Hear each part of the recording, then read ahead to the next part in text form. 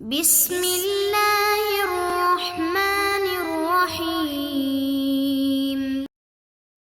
نحمدہ ونصلی علی رسولہ الکریم والحمد للہ رب العالمین۔ باب استحباب سجود الشکر عند حصول نعمت ظاہرہ او اندفاع بلیۃ ظاہرہ۔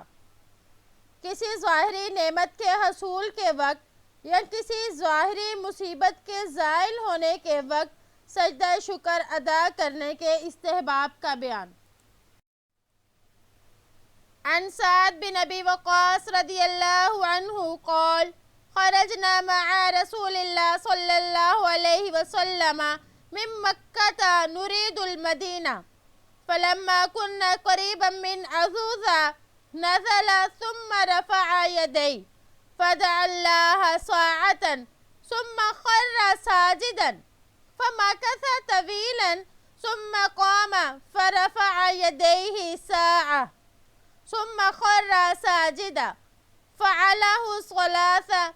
وقال إني سألت ربي وشفعت لأمتي فآتاني ثلث أمتي فقررت ساجدا لربي شكرا ثم رفعت رأسي فسألت ربي لأمتي فآتاني ثلث أمتي فقررت ساجدا لربي شكرا ثم رفعت رأسي فسألت ربي لأمتي فآتاني الثلث الآخر فقررت ساجدا لربي۔ رواہ ابو داود۔ حضرت سعد بن ابی وقاص رضی اللہ عنہ بیان فرماتے ہیں کہ ہم رسول اللہ صلی اللہ علیہ وآلہ وسلم کے ساتھ مکہ سے مدینہ جانے کی نیت سے نکلے۔ پس جب ہم عزوزہ مقام کے قریب پہنچے تو آپ صلی اللہ علیہ وآلہ وسلم اپنی سواری سے نیچے اترے اور دونوں ہاتھ اٹھا کر کچھ دیر اللہ جل شانہ سے دعا مانگتے رہے، پھر سجدے میں گر گئے اور کافی دیر تک سجدے میں رہے، پھر کھڑے ہوئے اور اپنے ہاتھ اٹھا کر کچھ دیر دعا فرمائی، پھر سجدے میں چلے گئے۔ اس طرح آپ صلی اللہ علیہ وآلہ وسلم نے 3 مرتبہ کیا اور فرمایا میں نے اپنے پروردگار سے اپنی امت کے لیے شفاعت کی تو اللہ جل شانہ نے مجھے میری امت کا 1/3 حصہ عطا فرمایا۔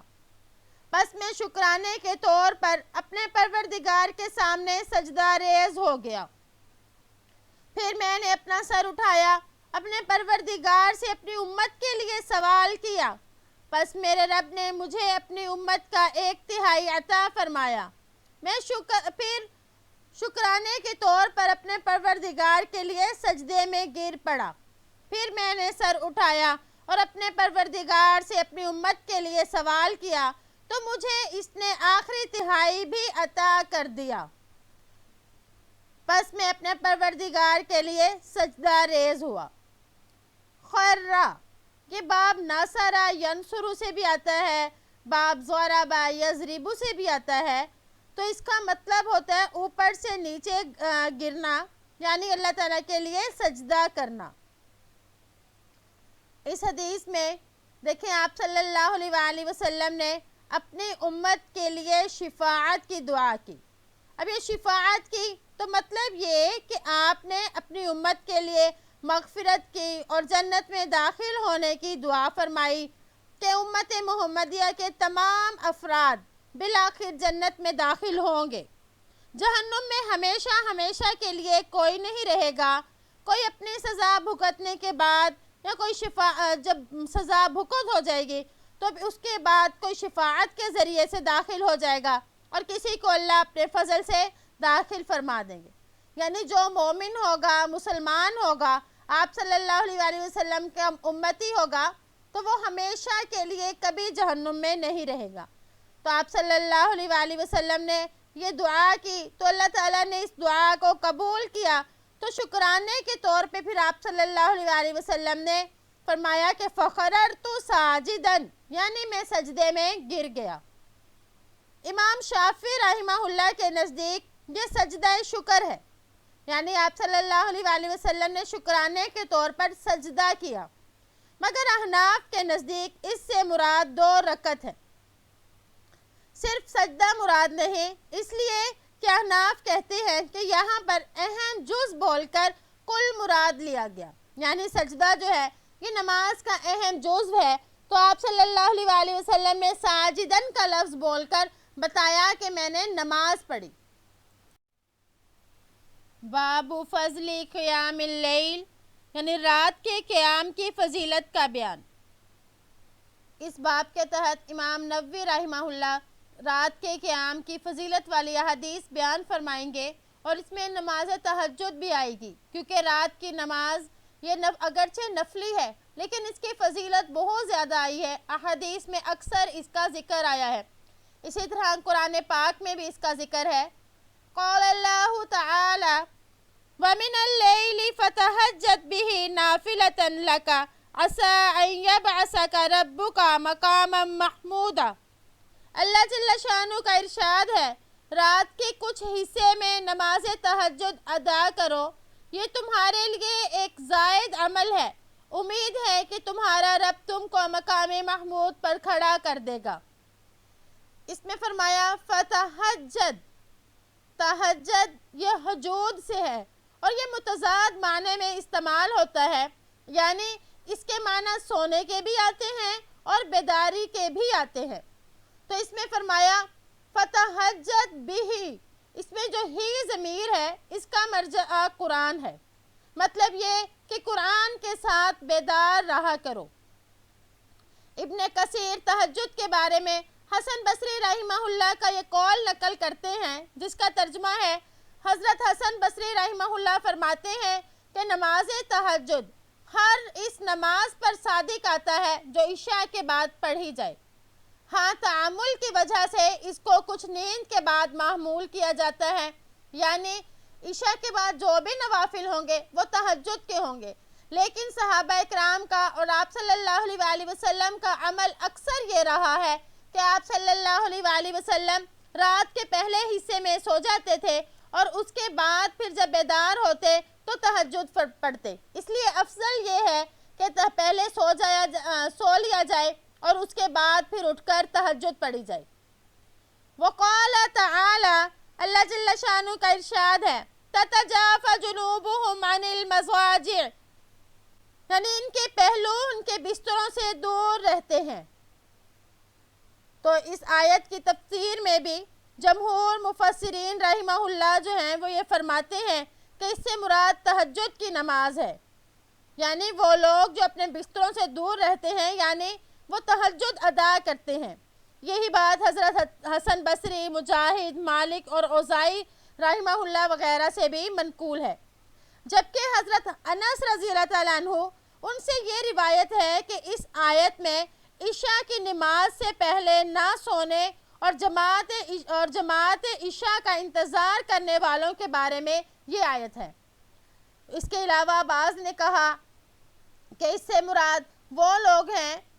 جو عشاء کی نماز بھی جماعت کے ساتھ پڑھیں اور فجر کی بھی جماعت کے ساتھ پڑھیں۔ بہرحال علماء یہ فرماتے ہیں کہ اس آیت کے بارے میں جتنے بھی اقوال ہیں ان میں آپس میں کوئی تضاد نہیں، سبھی اقوال آیت کا مصداق بن سکتے ہیں۔ بہرحال تہجد پڑھنے والے قیامت کے دن بغیر حساب کتاب کے جنت میں داخل کر دیے جائیں گے، تو تہجد کی بہت زیادہ فضیلت ہے اور اس کی فضیلت قرآن اور حدیث دونوں سے ثابت ہے۔ وقال تعالی، اللہ جل شانہ کا ارشاد ہے، کانوا قلیلا من اللیل ما یہجعون، یعنی رات کے تھوڑے سے حصے میں سوتے تھے۔ تو اس آیت میں مومنین کی ایک صفت کو بیان کیا گیا کہ وہ رات کو کم سوتے ہیں اور زیادہ جاگتے ہیں۔ تو متقین حضرات رات کو جاگتے ہیں، عبادت کرتے رہتے ہیں اور عبادت کی مشقت کو برداشت کرتے ہیں، تو اللہ تعالیٰ نے ان کی اس صفت کو ذکر کیا کہ متقین ایسے لوگ ہیں۔ عن عائشہ رضی اللہ عنہا قالت کان النبی صلی اللہ علیہ وسلم یقوم من اللیل حتی تتفطر قدمہ فقلت لما تصنع هذا یا رسول اللہ وقد غفر لك ما تقدم من ذنبك وما تأخر قال افلا اكون عبدا شکورا متفق علیہ وعن المغیرہ نحوہ متفق علیہ۔ حضرت عائشہ رضی اللہ عنہا روایت کرتی ہیں کہ نبی کریم صلی اللہ علیہ وسلم رات کو اتنا لمبا قیام فرماتے کہ آپ صلی اللہ علیہ وآلہ وسلم کے پاؤں مبارک پر ورم آ جاتا۔ پس میں نے ایک دن آپ صلی اللہ علیہ وآلہ وسلم سے عرض کیا، اللہ کے رسول آپ کیوں اتنی مشقت برداشت فرماتے ہیں جبکہ اللہ نے آپ کے سب اگلے پچھلے گناہ معاف کر دیے ہیں؟ آپ صلی اللہ علیہ وآلہ وسلم نے فرمایا، کیا میں اللہ کا شکر گزار بندہ نہ بنوں؟ بخاری نے اس کو روایت کیا اور حضرت مغیرہ بن شعبہ سے بھی اسی طرح کی روایت بخاری اور مسلم میں موجود ہے۔ تتفتر کا مطلب ہے پھٹنا یا اس کا ورم وغیرہ آ جانا۔ یہ روایت پہلے باب المجاہدہ میں بھی گزر چکی ہے، لیکن امام نووی رحمہ اللہ اس کو دوبارہ یہاں پر اس وجہ سے لائے کہ اس میں رات کی نماز کا ذکر ہے، اور اس روایت سے یہ معلوم ہوتا ہے کہ جس شخص پر اللہ جل شانہ کے جس قدر احسانات ہوں تو اس کو اتنا ہی اللہ جل شانہ کی عبادت میں بھی مشغول رہنا چاہیے، یعنی شکرانے کے طور پر اللہ کی عبادت کرتے رہنا چاہیے۔ عن علی رضی اللہ عنہ ان النبی صلی اللہ علیہ وسلم ترکہ وفاطمة لیلة فقال الا تصلیان متفق علیہ ترکہ اتاہ لیلہ۔ حضرت علی رضی اللہ عنہ سے روایت ہے کہ نبی کریم صلی اللہ علیہ وآلہ وسلم حضرت علی اور حضرت فاطمہ رضی اللہ عنہما کے گھر رات کو تشریف لائے اور ارشاد فرمایا، کیا تم نماز نہیں پڑھتے، یعنی تہجد کی نماز نہیں پڑھتے؟ ترکہ یعنی ان کے پاس رات کو آئے۔ آپ صلی اللہ علیہ وآلہ وسلم رات کے ٹائم حضرت فاطمہ اور حضرت علی رضی اللہ تعالیٰ عنہما کے گھر تشریف لائے اور آپ نے جملہ فرمایا، الا تصلیان۔ تو علماء فرماتے ہیں کہ اس حدیث میں ایک طرح سے ترغیب دی جا رہی ہے کہ تہجد کی نماز کی اتنی فضیلت ہے، یہ اتنی فضیلت والی نماز ہے کہ کوئی بھی شخص اس سے محروم نہ ہو۔ یہاں تک کہ ایک روایت سے معلوم ہوتا ہے کہ آپ صلی اللہ علیہ وآلہ وسلم نے فرمایا کہ اگر مجھ کو اپنی امت پر مشقت کا خوف نہ ہوتا تو فرض کر دیتا۔ تو اس حدیث سے ہمیں تہجد کی اہمیت معلوم ہوئی کہ بہت زیادہ اہمیت والی نماز ہے۔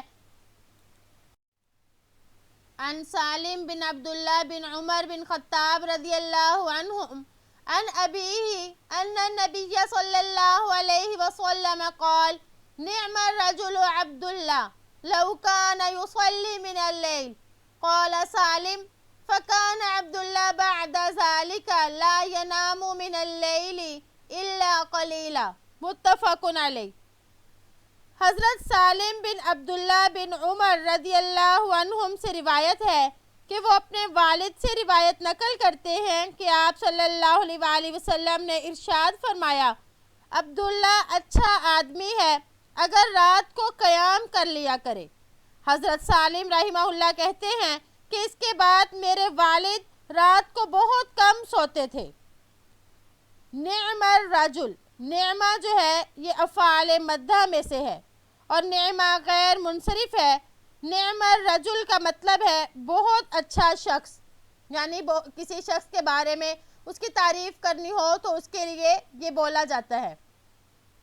تو آپ صلی اللہ علیہ وآلہ وسلم نے حضرت عبداللہ کی تعریف کی کہ نعم الرجل عبداللہ۔ علماء فرماتے ہیں کہ اس حدیث میں جہاں ایک طرف حضرت عبداللہ بن عمر رضی اللہ عنہما کی فضیلت کا ذکر ہے تو دوسری طرف تنبیہ ہے اہتمام تہجد کی۔ اور اس حدیث سے یہ بھی معلوم ہوا کہ جس شخص کے بارے میں معلوم ہو کہ اس کی تعریف کرنے سے وہ غرور اور تکبر میں مبتلا نہیں ہوگا تو اس کے سامنے بھی اس کی تعریف کی جا سکتی ہے، جیسے کہ آپ صلی اللہ علیہ وآلہ وسلم نے حضرت عبداللہ بن عمر رضی اللہ عنہما کی تعریف نعم الرجل کے ساتھ کی۔ نعم الرجل عبداللہ یعنی عبداللہ اچھا آدمی ہے۔ تو اللہ تعالیٰ سے دعا ہے کہ اللہ تعالیٰ ہمیں بھی تہجد پڑھنے کی توفیق عطا فرمائے تاکہ اس کی جو اتنے زیادہ فضیلتیں ہیں وہ ہم بھی حاصل کر سکیں۔ ہم نے جو پڑھا اللہ پاک ہمیں اس پر عمل کرنے کی توفیق دے۔ امید ہے کہ آپ کو آج کا سبق سمجھ آ گیا ہوگا۔ السلام علیکم ورحمۃ اللہ وبرکاتہ۔